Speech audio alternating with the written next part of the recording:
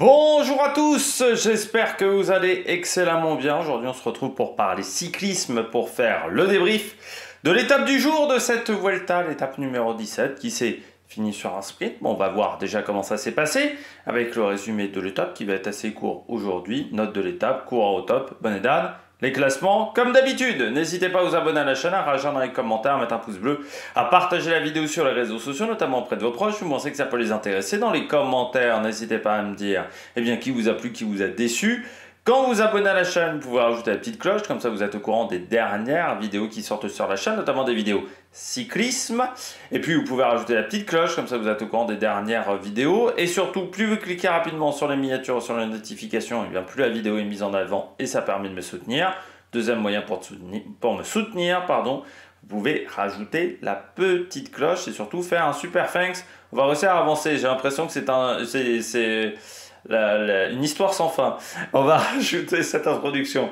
Vous pouvez faire un super thanks, ça me permet de me soutenir, mais ça c'est seulement si vous avez les moyens. Je vais y arriver, je suis pas dans le rythme, on est en fin de Vuelta, ça se ressent, on est sur le dernier grand tour de l'année, c'est compliqué, surtout avec les Paralympiques. Alors en parlant des Paralympiques, tiens, pour commencer cette vidéo, on a fait plein de médailles aujourd'hui du côté du cyclisme sur route, c'était le contre-la-montre, on est très fort en cyclisme sur route aux Paralympiques.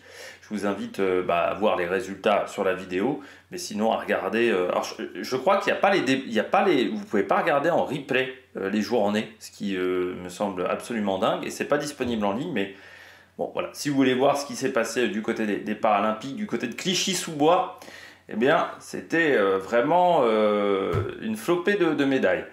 Bon, on commence avec l'étape du jour. L'étape du jour, on savait, en fait, on avait un doute sur le scénario par rapport à hier. Moi, je pensais quand même qu'il y aurait sprint, donc j'ai pas fait de modification sur la stratégie, mais je me disais, c'est vrai qu'il n'y a plus Van Aert, donc peut-être qu'il y a des adversaires qui vont tenter le coup. Je m'étais dit, faut surtout pas qu'Alpecin fasse l'erreur de laisser partir un DSM, parce que c'est DSM qui va les aider le plus possible. Donc, il faut vraiment pas qu'il y ait un DSM devant. Ensuite, il faut collaborer entre ces deux formations-là. Parce que je pense en plus que Cadengrove faisait moins peur à Bittner que Wout Van Aert. Bon début d'étape de Pestel et Michael Woods non partants sur cette journée. On apprenait également que du côté de Van Aert, il n'y avait pas de fracture normalement. Donc ça pourrait être pas mal pour peut-être un retour, notamment sur le Tour de Lombardie, qui risque d'être un peu plus facile que d'habitude le Tour de Lombardie, parce qu'il y a eu un effondrement sur une des difficultés du parcours, ce qui fait qu'elle risque d'être squeezée, et donc on aurait un parcours qui ressemblerait un peu plus à un Liège-Bastogne-Liège en termes de difficulté, de longueur de difficulté, que vraiment ce qu'on a d'habitude sur le Tour de Lombardie avec des montées qui sont plus longues. Après, il faut quand même encore avoir l'énergie en fin d'année, ce qui n'est pas forcément évident. Et puis après, il faudra que Van Aert, de toute manière, se remette mentalement de l'affront, de la difficulté de perdre les deux maillots distinctifs. Et ça va vraiment faire mal à la tête. J'ai bien aimé même la réaction de Cadengrove et de Jevine, l'un comme l'autre, qui ont été honnêtes en disant qu'ils ne voulaient pas récupérer le maillot de cette manière-là, et que pour eux, Van Aert était devant, tout simplement. Et méritait complètement de gagner chacun des deux maillots. 140 km de l'arrivée, bon, on a Dylan Teuns qui a un petit problème mécanique juste après le départ, et puis on va avoir en fait quasiment au kilomètre 1 la première bonne attaque du jour. Gregard, champion, avec Izaza et Guernalec, ces quatre hommes qui vont s'échapper très vite. Or il y aura bien une tentative de contre à 137 km de l'arrivée avec Herrada, avec Lascano des Marquis, ou encore Ballerstedt, mais il y avait un Alpecin, et donc les autres équipes, notamment DSM, ont roulé tout de suite pour que ces coureurs-là soient repris. On va avoir pas grand-chose sur cette étape, on aura certes une petite crevaison pour Mentis. L'écart maximum sera de 4 minutes 20, et en fait il va rester stable à 4 minutes 20 pendant très longtemps, notamment dans les deux difficultés du jour, l'Alto de Gracol et de Caracol et l'Alto de la Estranguarda. Dans ces deux cas, c'est Jonas Gregard qui est passé en tête. En première difficulté, Izaza était en difficulté, mais il arrivera à s'accrocher. À 65 km de l'arrivée, l'écart est de 4 minutes 15. À 60, il est toujours de 4 minutes 10. L'écart qui diminue, ce qui fait qu'à 35 km de l'arrivée, il n'y a plus que de 40, mais ça reste quand même un écart dangereux, surtout qu'il pleut. Il pleut énormément et les 10 derniers kilomètres se dérouleront dans la ville de Santander. C'est-à-dire, qui dit ville, dit aménagement urbain, dit peut-être une difficulté d'organisation. À 25 km de l'arrivée, alors que la pluie est véritablement hyper intense, l'écart est de 1 minute 40. Et à 16 km de l'arrivée, alors que l'écart s'est de nouveau réduit, attaque de Victor Campenaerts. Première attaque qui n'aboutira pas. À 7 km de l'arrivée, nous sommes dans Santander, l'écart est de 20 secondes. À ce moment-là, Thomas Champion, le coureur de la Cofidis, qui va avoir un problème mécanique. Les 20 secondes vont durer très très longtemps et on va avoir des attaques. Mauro Schmidt, Max Poole, Campenaerts notamment, ce qui fait que cette échappée va être reprise. Mais à la fin, nous avons un sprint. Caden Groves est plutôt bien emmené et surtout c'est le plus fort. Bittner est dans sa roue mais n'arrivera jamais à remonter le coureur australien. Et à la surprise générale, c'est Vito Bright qui prend la 3e place du côté de l'équipe Intermarché. Note de cette journée, 10 sur 20. Non, en fait, je n'ai pas de surprise par rapport au scénario ce à quoi je m'attendais. L'échappée a été très bien filtrée, il faut bien le dire aussi, par Alpecin, par DSM. C'est-à-dire que DSM a bien compris qu'il ne fallait pas qu'il y ait d'autres équipes qui partent. Et le fait qu'il y ait une échappée que de 4 coureurs, ça n'a pas permis de vraiment y croire énormément. Et puis surtout, l'échappée n'a jamais eu plus de 4 minutes 15, 4 minutes 20 d'avance. Donc là aussi, ça a bien contré les possibilités qu'aurait eu l'échappée dans les 3-4 derniers kilomètres.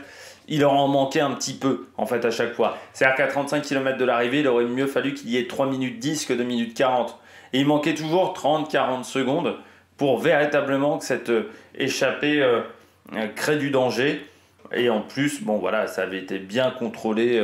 Le nombre de coureurs qui étaient dans cette échappée avait été bien contrôlé par la DSM notamment. Donc un 10 sur 20 parce qu'on a un sprint, mais c'est vrai qu'avec l'abandon de Wout van Aert, déjà qu'on n'avait pas beaucoup de suspense sur les sprints, on a perdu quand même énormément de suspense de ce côté-là. Donc 10 sur 20 du côté de la note de l'étape. On regarde tout de suite les coureurs au top. Attaque de Marlou. Les coureurs au top, Caden Groves. De toute façon, il y a eu 2 sprinters au-dessus du lot. Alors, Bittner a certes remporté une étape, mais il y a quand même 2 sprinters qui étaient au-dessus du lot. C'était Caden Groves et Wout van Aert. On perd Van Aert, il reste Caden Groves. Et là, il n'a pas été mis en difficulté. C'est vrai que Bittner avait très très bien démarré.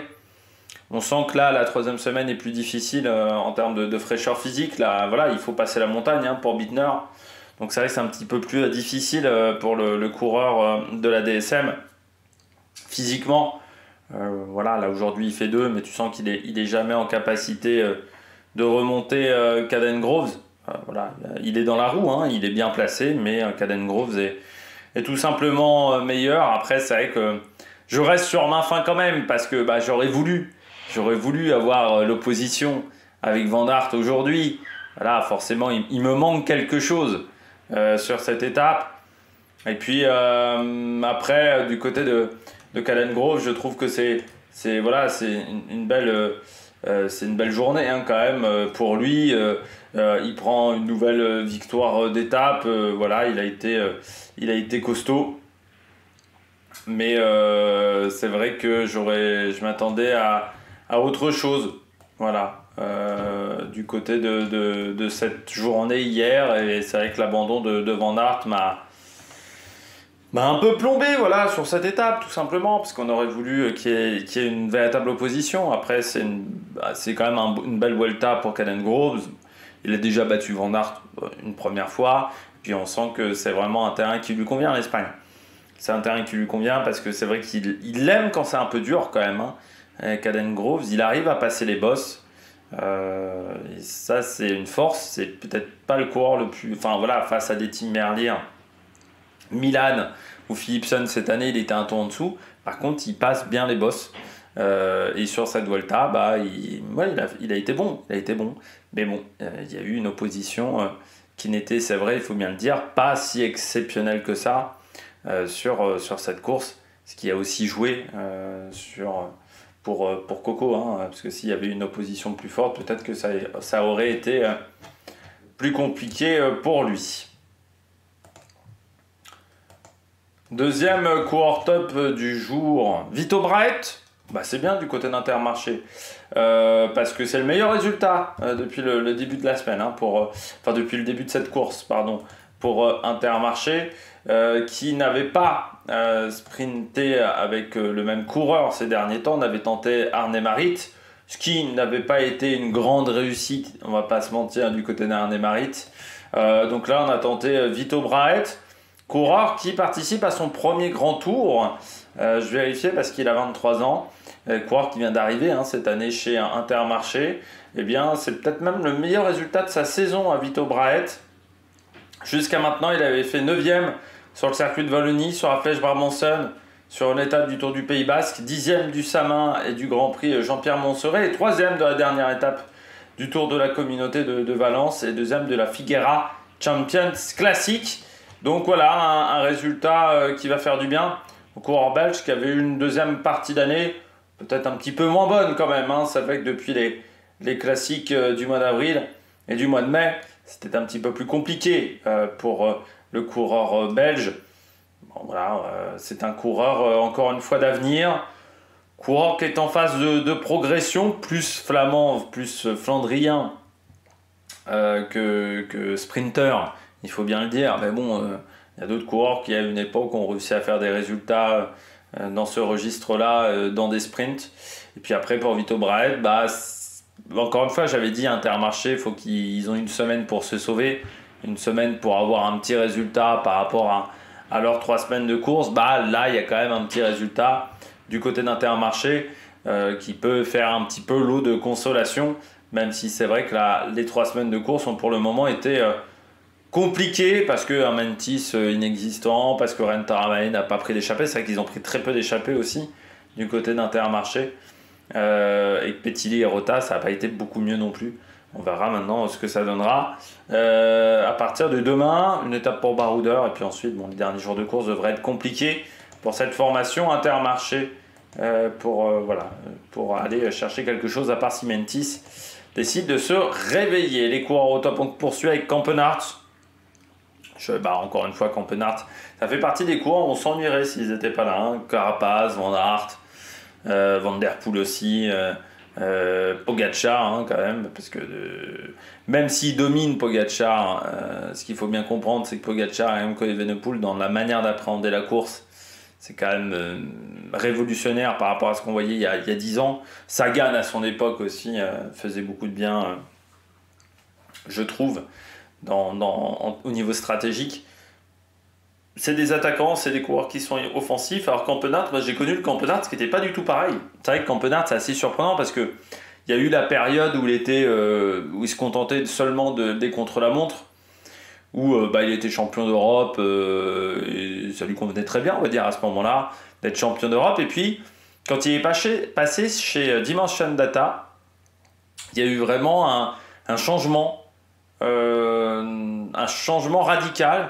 C'est-à-dire qu'il a compris que dans le contre-la-montre, il y avait meilleur que lui, et qu'il ne pourrait jamais obtenir le titre suprême. Voilà, Campenart, il y avait toujours un coureur, 2-3 coureurs. Il y avait Rohan Dennis, il y avait Roglic qui était un peu meilleur que lui, de cette génération-là. Et puis maintenant vous avez Remco Evenepoel. Donc même pour avoir la sélection, c'est pas forcément évident pour Victor Campenart. Puis vous avez Van Aert. Et il s'est dit, je sais plus quand il arrive chez Dimension Data, c'est 2017 ou 2018, j'ai envie de changer ma manière de courir. Et il a énormément changé sa manière de faire, notamment en étant présent sur les Flandriennes, ce qui n'était absolument pas son objectif à une époque. C'était 2020, oui, je me disais, parce que c'est vrai qu'en 2019, il est encore avec le maillot. C'est vrai que sur le Giro que remporte Carapaz, il y a, sur la dernière étape, oui, je me rappelle du maillot de champion d'Europe. Mais c'est ensuite qu'il a décidé, donc chez NTT en 2020, de changer complètement sa manière de courir, d'être beaucoup plus offensif. Et ça a bien marché. parce que quand tu regardes, à partir de ces moments-là, il y a une étape sur le Tour de France, une étape sur le Tour d'Italie, il y a eu également des classiques, hein, il y a une étape sur le Tour de Luxembourg également. Sur les 12 étapes, c'est là où il a récupéré, je dirais, ses résultats les plus importants et ses victoires les plus importantes. Et puis, il est devenu beaucoup plus offensif, je pense beaucoup plus sûr de lui. Je pense que c'est un coureur qui se met un petit peu des barrières et à partir du moment où il est arrivé chez NTT, où aussi il avait un statut beaucoup plus de leader chez NTT, qui pouvait l'avoir chez Lotto Soudal, qui pouvait avoir chez Lotto NL aussi, eh bien ça a changé sa manière d'appréhender la course. C'est vrai qu'aujourd'hui, voilà, c'est un coureur qui est hyper offensif, qu'on voit vraiment souvent tenter des trucs, notamment cette année à Barcelonnette, hein, il remporte en étape du Tour de France, mais c'est voilà, un coureur qui a changé véritablement sa manière de courir. Alors, on va voir l'année prochaine comment ça se passera chez Visma, parce qu'il va retomber peut-être dans une équipe où il aura plus un rôle d'équipier, du côté de Visma Leasebach, mais il faut faire attention parce que sur les classiques flandriennes, il aura peut-être l'opportunité de tenter des choses, parce que déjà Van Aert ne les fera pas toutes, et avec son caractère offensif, ça peut être toujours un coureur intéressant. Et puis même dans un collectif comme la Visma, c'est un coureur qui est intéressant, c'est une bonne recrue je trouve pour la Visma, parce que c'est un coureur qui est un roule toujours, donc pour aider les sprinteurs, notamment Olaf Koy, c'est une aide. Sur les classiques flandriennes, c'est un coureur qui est très costaud, et puis même, il peut avoir un rôle un petit peu à la Amador, à la Kirienka, de rouleur, mais qui passe un petit peu les bosses, et qui peut aider ses équipiers dans les bosses. Donc ça peut être pas mal. Et puis vu le Tour de France qu'il a fait, où il avait quand même des sacrées jambes sur le Tour de France, il faut quand même s'en méfier toujours de Victor Campenaerts. Il a fait 3 échappées sur cette Vuelta jusqu'à maintenant, et donc 6ème place aujourd'hui, avec des multiples attaques dans le final. Mais 6ème place du côté du sprint sur cette étape du Tour d'Espagne. On poursuit et on termine avec Pau Mikel du côté de la Cairn Pharma. Encore un top 10, encore un top 5 même pour Pau Mikel, avec une 4ème place aujourd'hui du côté du coureur espagnol. C'est cette bonne dynamique qu'a la Cairn Pharma, coureur espagnol, voilà, qui a fini à 5ème à Villa Blino, 3ème à Cordoba, 4ème à Ourem. C'est quand même déjà son 4ème top 5. Demain, on verra quelle sera la stratégie. Moi, je vois plutôt la victoire d'une échappée que la victoire d'un sprinter. Mais il faudra compter peut-être encore sur la Cairn Pharma demain. Et puis, pourquoi pas également un Pablo Castrillo en cas d'échappée sur l'étape de samedi. Même si je pense que sur l'étape de samedi, des leaders qui tenteraient de loin, je ne serais pas surpris. Moi, il y a un coureur qui me fait très peur dans le général. C'est Richard Carapaz, parce que c'est un coureur qui est capable de tout, notamment de partir de loin. Il l'a déjà montré dans sa carrière, c'est comme ça qu'il gagne le Giro. Et sur le Tour de Catalogne, une année, il était parti avec un certain Sergio Higuita et ils avaient fait un duo normand pendant 100 km. C'était impressionnant, sous la pluie, dans des conditions effroyables. Le temps était catastrophique. Mais pas au Mikel, il faudra s'en méfier. Voilà, il faudra se méfier de la Cairn Pharma encore sur les 3-4 derniers jours de course. Sur les 4 derniers jours de course, parce qu'on était étape 17, donc il reste 18, 19, 20 et 21, même si sur le contre-la-montre, je pense que ça sera un petit peu plus compliqué. On regarde tout de suite les bonnets d'âne. On passe au bonnet d'âne. Je viens de voir une statistique qui est effarante, mais qui résume bien la saison de Van Aert. Il a plus de chutes que de victoires. 4 victoires pour 8 chutes Wout Van Aert cette saison. Ce qui montre bien que l'année, et malgré le fait que l'année a été difficile, il arrive quand même à faire des résultats sur les grandes courses. C'est ça qui est fort du côté de Wout Van Aert. Je le disais dans les commentaires, parce que une personne me disait la saison est à oublier. Je disais pas totalement, parce que malgré la difficulté de la saison, il a quand même réussi à être performant. Ça, c'est pas donné à tout le monde, parce que 8 chutes dans l'année, commence à être sur un sacré score. Ce qui montre bien que c'est quand même un mec qui a fait du cyclocross, quoi. Tu m'aurais dit 8 chutes Pierre Latour, je t'aurais dit bon ouais c'est Pierre Latour. On parle quand même d'un mec qui sait se servir d'un vélo. Donc je pense qu'il y a quand même un problème matos du côté de la Visma Leasebach. J'ai pas vu quelqu'un qui a fait une statistique par contre sur le nombre de chutes de cette formation depuis le début de saison. Les bonnets d'âne, Corbin Strong. Ah, je m'attendais à mieux aujourd'hui de Corbin Strong. C'est un peu comme hier du côté de Richie Tello. Bah ouais, parce que je me disais, il n'y a plus Van Aert. Bittner, physiquement, je sais pas trop où il en est. Bon, il n'y a pas au Mikel. Mais je me disais, bon, entre Mikel et Vachek, il y en a un des deux qui va se planter. Je m'attendais pas à ce qu'un coureur d'Intermarché se mêle à la lutte. Bah pour moi, il y avait au moins la possibilité d'être troisième aujourd'hui. Tu vois, parce que finir devant Pao Mikel, je pense que c'était dans les cordes de Corbin Strong. Ouais, un peu déçu. Mais encore une fois, moi je trouve que Corbin Strong, c'est pas véritablement un sprinter. C'est-à-dire qu'il est catalogué comme sprinter, alors que pour moi, c'est pas un sprinter Corbin Strong, c'est un coureur qui a une petite pointe de vitesse, mais comme on en a eu d'autres, Philippe Gilbert avait une pointe de vitesse, par exemple. Je pense voilà, à des coureurs qui. Pierrick Fédrigo avec une petite pointe de vitesse, par exemple. Mais c'était pas des sprinters. Voilà, et Corbin Strong, bah, c'est pas un sprinter pour moi. Le problème, c'est que bah, il est catalogué. Il y avait Patrick Bévin, qui était un peu dans le même rôle aussi, qui n'était pas un sprinter, qui était un bon rouleur, qui avait une pointe de vitesse, mais qui n'était pas un sprinter. Je pense que Corbin Strong, c'était totalement l'exemple de Patrick Bévin. C'est des coureurs qui, oui, quand il n'y a pas une grosse adversité ou quand ils sont au top de leur forme et que les autres ne sont pas exceptionnels, c'est-à-dire en tout début de saison ou en toute fin de saison, peuvent parfois obtenir un résultat. Mais en dehors, ça reste des coureurs qui sont devancés par tous ces coureurs-là. Je pense que Corbin Strong, c'est un bon coureur pour un train de sprinter, mais ça ne peut pas être un sprinter. Ça ne peut même pas être forcément un poisson pilote. Pour moi, voilà, c'est un coureur qui est bon dans un rôle entre le kilomètre et 500 mètres. Un peu comme un Miles Hudson. Mais en dehors de ça, je pense que voilà, Florian Sénéchal, par exemple, a une bonne pointe de vitesse. C'est pas un sprinter. Corbin Strong, c'est un petit peu le problème de ce coureur. Et ça le confirme sur cette Vuelta, parce que malgré la faible adversité, bon, bah, il a eu du mal à accrocher mieux que top 5, quoi. Faire mieux que 5e, il a eu du mal, malgré le fait que l'opposition était quand même très faible. Donc ça montre bien que bah, c'est pas un sprinter, et donc il faut arrêter de le cataloguer comme sprinter. Narvaez, ouais, je m'attendais à ce qu'il soit dans le top 10 aujourd'hui, seulement 13e. Comme Baron de Chigny en passant. Alors c'est vrai que c'était un sprint qui était très atypique avec la pluie, donc c'est peut-être des coureurs qui n'ont pas osé prendre les risques. Surtout, je rappelle que Narvaez il est quand même tombé en début de Vuelta, donc peut-être que Narvaez s'est dit j'ai pas envie de prendre le risque, peut-être que demain j'ai envie plutôt de tenter mon coup dans une échappée, qui s'est dit bon, s'il y a une ouverture, je reste quand même aux avant-postes, s'il y a une ouverture, je tente le sprint. Bon, s'il n'y a pas d'ouverture, bah voilà, je serai en dehors du top 10, mais c'est pas grave pour moi, parce que c'est vrai que c'est un coureur qui est capable de faire mieux que 13e. Encore une fois, il est capable d'être au niveau de Corbin Strong, par exemple aujourd'hui. Donc le fait de le voir loin, ça montre que l'objectif était peut-être ailleurs pour Narvaez, et que la pluie peut-être a changé sa manière de courir et sa perception de cette arrivée. Et puis Matthias Vachek, voilà, dernier bonnet d'âne du jour. Matthias Vachek, le coureur de la Lidl Trek, qui finit.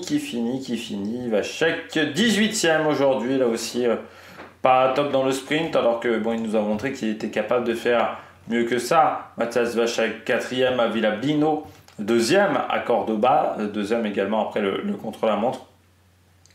Mais là aujourd'hui, je pense que la pluie n'a pas aidé voilà, le coureur tchèque qui devait faire les championnats d'Europe. Il n'est plus sur la liste des championnats d'Europe, mais qui bon, bah, voilà, peut quand même faire des bonnes choses sur la suite de la saison, notamment quand on voit son niveau sur le contre-la-montre.